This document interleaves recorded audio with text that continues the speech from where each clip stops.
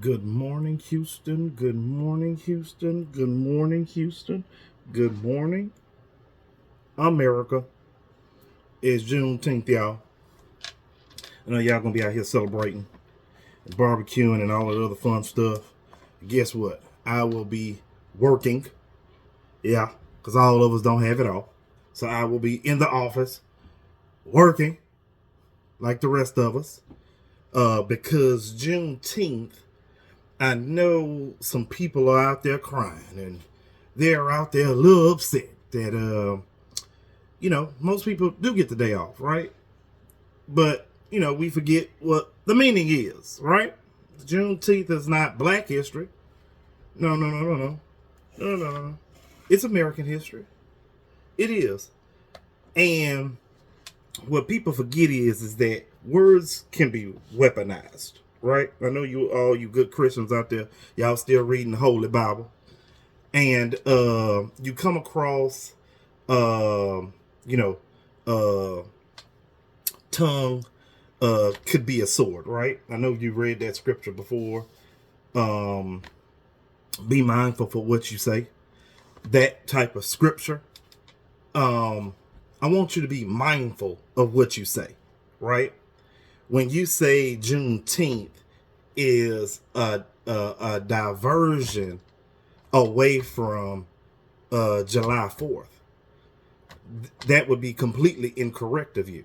I want you to change. I want you to change what you say. And I really address this to um, the lighter complexion of America, because I've been hearing a lot of crying out there. I've been hearing a lot of crying out there about, what Black Americans should get and shouldn't get, if you know what I mean. And it seems like you're talking like you would have authority over a certain group of people when you say, well, we or they should not celebrate something. I want us to be mindful of what this day actually means to America, okay? So let's go there first. Let's be mindful of what we're saying when you say, hey, Black people are getting too much and we are getting nothing. Because that wouldn't be true, okay? This is the propaganda that you spit and you say that the snowflakes spit, okay? This is the propaganda speech that you say that the liberals speak, okay? We're dealing in facts today. Facts. Facts. There was slavery in America, okay? That is a fact. Now, if you like to admit that or not, completely different topics. But there was slavery in America. There were groups of people systematically in suppression of getting to the American dream. We still see that to this day when it comes to the justice system. It comes to the education system, still comes to the healthcare system, still comes to the retirement system, still comes to Medicare and Medicaid system. So don't tell me what you believe Black people are getting more than you. That's not true, and it's never been true. Because if that was true, reparations would have been first. Okay? You still haven't redeemed yourself from reparations. So, let's not forget what we're doing. Okay? On the second hand, you have a president that does not know history. His story. So, when you don't know his story, you confuse what we're doing here.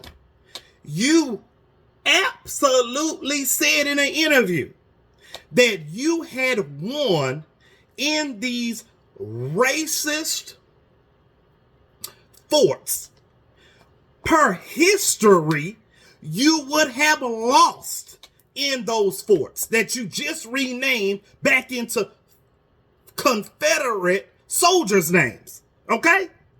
Let's not believe that America has never had a civil war. That's been here, done that. We've done that already, okay? Let's not forget what we were fighting for here in America. For a person that says America first, you don't know American history. That's a problem with me. That you would defund education and you yourself have failed in the education system. I have a problem with that. I have a problem with you being a president who does not know American history. You said you won at these forts, so you're going to name them in the glory that they won. What if those people would have won? Don't you think they would have had more names? More fort names of these great generals that wanted to keep slavery? Good Sir Orange Man, please sit down. Because you know not what you speak. If you can't put the sentences together, you know not what you speak. It is a shame that this man gets to get on stage, preach, and talk to us, and we know more than him.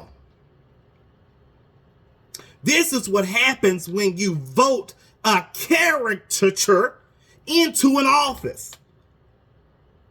He's not taking this seriously.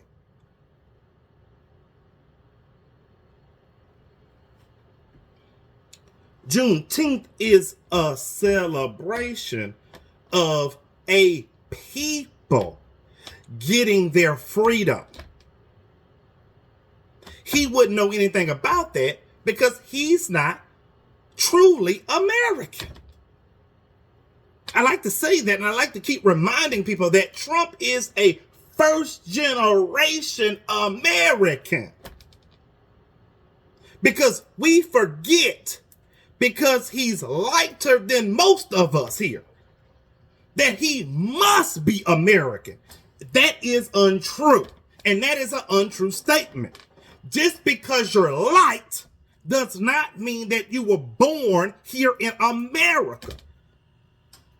We already have evidence that most people were darker in America. So when you bring your light, bright butt on that stage and you admit that you're trying to be more American than most of us, I want you to remember, you are not. You have been graced with American presence. We offered a hand to you to walk in for you to destroy it. It makes you better than no one, sir. It makes you better than no one. Today's message is, if you have not walked a mile in anyone's shoes, how about you just shut up? How about you go to sleep? If you don't like celebrating Juneteenth, that's perfectly fine. No one's begging you to. Just like you didn't celebrate the 250th anniversary of the Army, because we know, we have footage, no one was there. Truly, no one was there. Hundreds, maybe thousands of people. Your No King protest had millions of people.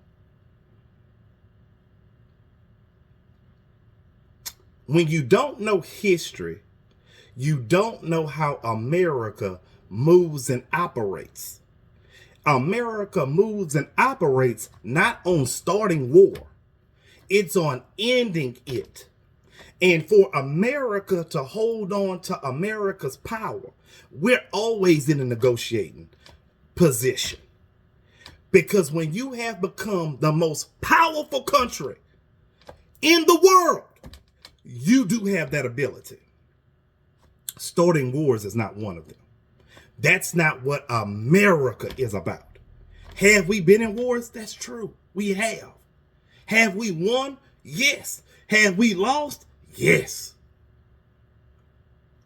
But America has to stand on the ability of always negotiating deals.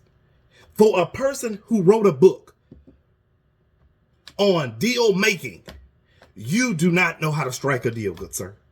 You do not know how to strike a deal. Because you do it like there is no one else in the room. You have to consider both sides. For a person that has negotiated deals in the past, have been on negotiating teams in the past, have sat down with people with disagreements before on what we need to negotiate. This man cannot do it. I'm talking from personal experience. Negotiating with the city of Houston on multiple occasions. Contracts that affect people's lives. Negotiations are hard. They're meant to be hard. They're meant to be time consuming because we both must win. That is negotiation. We must win. Both of us must win. Again, stop isolating yourself like you don't need the world. We need every individual to live long, prosperous lives, but we cannot be stuck in the past that we would rewrite history to where it doesn't make sense. Juneteenth is necessary. Juneteenth is necessary because it reminds us not to repeat the past. Don't relive it. Don't repeat it. And this president, because he doesn't know it, he doesn't know history, we are going to be doomed to repeat it. Because it already seems like we're living in the 70s and 80s. What he's about to do is he's about to push us more and more to the 50s and 60s.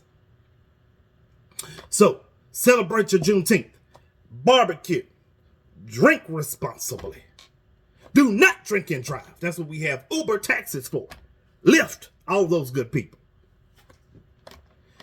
Celebrate responsibly. But also remember what this day is about. I will be back. Of course, you already know I do videos every day. So I'll be back on July 4th saying the same thing.